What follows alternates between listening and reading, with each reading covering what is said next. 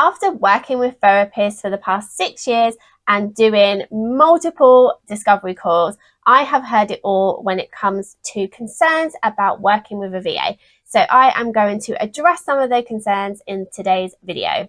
For those of you who don't know me, I'm Kim. I help therapists get online, get confident with admin, and reduce tech overwhelm. So I guess the number one concern that always comes up is how the clients will actually feel about the therapist hiring a VA. And after onboarding dozens of therapists, I can confidently say that we've only had a couple of clients actually raise that concern with the therapist once the actual hiring has happened. I do think nowadays the majority of people expect professionals like therapists in private practice to have a virtual assistant or some kind of help with their admin. They're used to it with their doctors and their dentists, so it's much more common than you think for therapists to have administrative assistants. So to kind of put this one to bed, I think that a lot of the fear with regards to how your clients will react is more on you than them, and actually 99% of the time it's not going to be an issue, and the other 1% of the time you will be able to alleviate their concerns with other things that I'm going to talk about in this video. So the next concern that people have is around data security. So this is how your VA will access all of your actual systems and the security of that. So there are a few things that I would suggest that you check with a potential virtual assistant before you hire them. Firstly, that they are a member of the ICO, because that means that they understand the role of GDPR and that they take data security and things like that seriously. The other thing you want to check for is that they have the relevant business insurance, and you can ask for copies of both of these things before you hire the virtual assistant. When it comes to the practicalities of handing this information over, I would suggest using a platform like LastPass, where you can share the information with somebody else and you don't actually even need to give them the physical password. So you can share it with them. They'll be able to launch the database from LastPass and it will automatically input the information, but they will never know it. So that is one way that you can do it. And then if you ever stop working with that virtual assistant, all you need to do is remove access. Really simple for you to do. What I would suggest is making sure that you have a note of all the passwords that you have shared with that person so that you can tick off removing access if required. The next thing that comes up is with regards to confidentiality and privacy around actual client data. So this can be all of the client information that we have gained from the client, from their intake paperwork, like their full name and address and telephone number, date of birth, doctor's details, emergency contact details, things like that. But it can also be around session notes and any updates that you send to other professionals or that other professionals send to you. So there are a few ways that you can deal with this. First of all, you can ask them to sign an NDA, which is a non-disclosure agreement. You can actually get templates of an NDA off the internet and you just want to adapt it for yourself. And it basically is just to show that you take this stuff really seriously and that you do not want them discussing any of the client information with anybody and what will happen if they do. Again, your potential VA having an ICO membership can be an indicator that they also take confidentiality and privacy seriously. The other thing is you can limit what you get your VA to do, either in the beginning or throughout. The majority of therapists that I work for or that my agency works for, we don't see session notes. The therapists either keep those in a written document as opposed to online, or you can separate these out. So you could use security within Google Workspace to have a session note folder that only you can see and your VA doesn't have access to. And if you use an EHR like Power Diary, you can do the same thing where you have clinical notes which your VA will not see. I'd also suggest finding a VA that already works with therapists in private practice, because they will have an understanding about how it all works already. So asking your therapist friends for referrals and going on to Facebook groups to ask for any referrals, or going to a VA group and asking specifically for therapist VAs will give you a good indication that they already understand the importance of confidentiality and privacy. The next concern that comes up is with regards to communication with clients.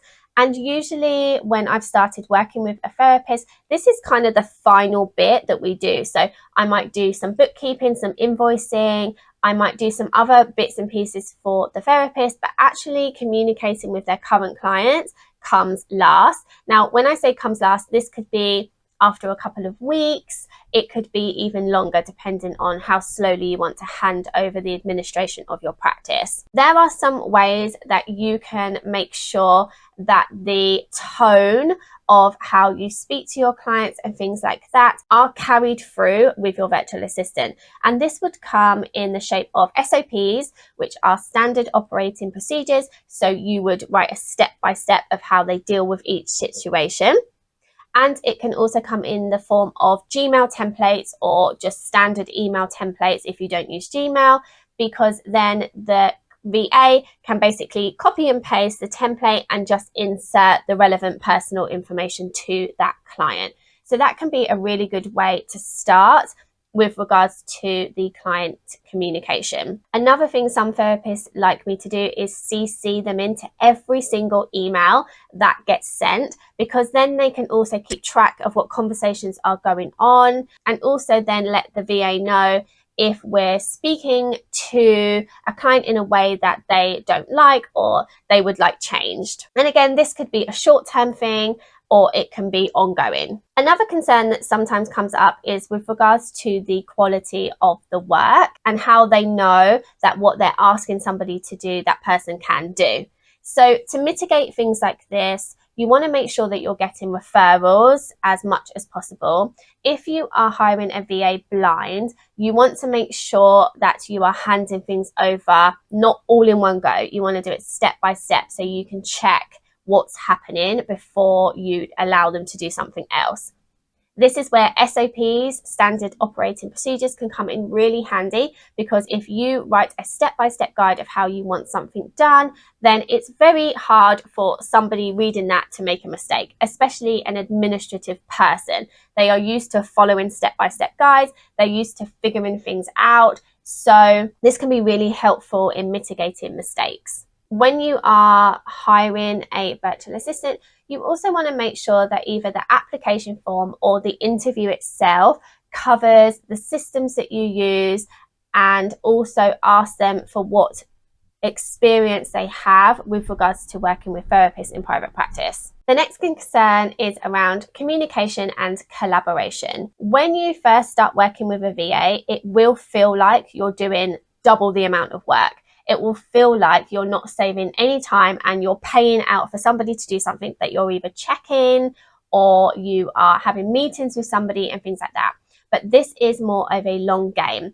You want to invest probably around 3 months of training and building up that rapport with your virtual assistant, and then you will feel the gain. You will have so much more time. You won't need to be checking all of their work, and your clients will know to go directly to them rather than coming through you, which is just the best feeling. One thing I would suggest is coming up with an agreed platform that you use for communication. So I have different ways that I communicate with my clients, so do my team, and they'll even have different ways that they communicate with individual clients as well. For some people, they like to use project management systems like Trello or Asana. Some people just like to email. Some people like to use a spreadsheet where they kind of communicate back and forth and tick off when things are done. So it's like a running to-do list.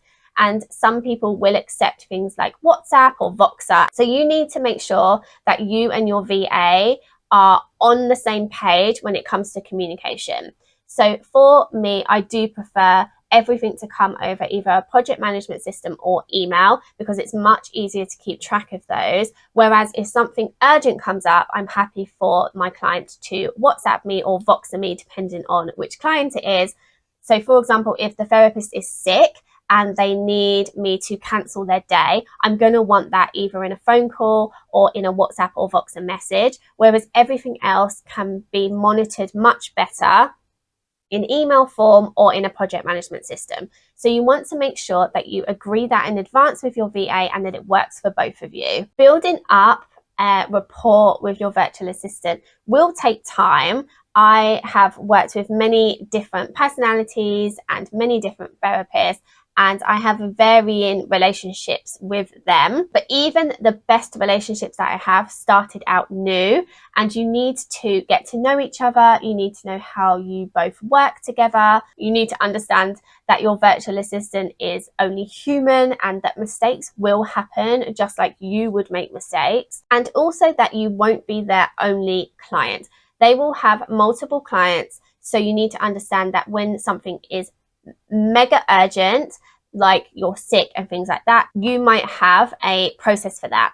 But there'll be other things where you won't get a turnaround straight away. So they'll have their day planned out. I'm going to look at X's practice at this time and this time. And outside of that time, they'll be working for other people. So it's about understanding everybody's boundaries as well. And finally, another common concern is about the cost. So one thing you want to make sure is that you have budgeted for a virtual assistant. So you want to know how much you are willing to spend. This can be on an hourly rate or it could be on a monthly cost. So you might say, I can only afford £200 a month to spend on a virtual assistant. And then you'll need to find a virtual assistant and they'll tell you their hourly rate and how many hours they can work for £200. I would very much suggest getting a retainer in place so that you're not working pay as you go, because that can be really unhelpful for both parties. You're not going to know how much you're going to spend each month,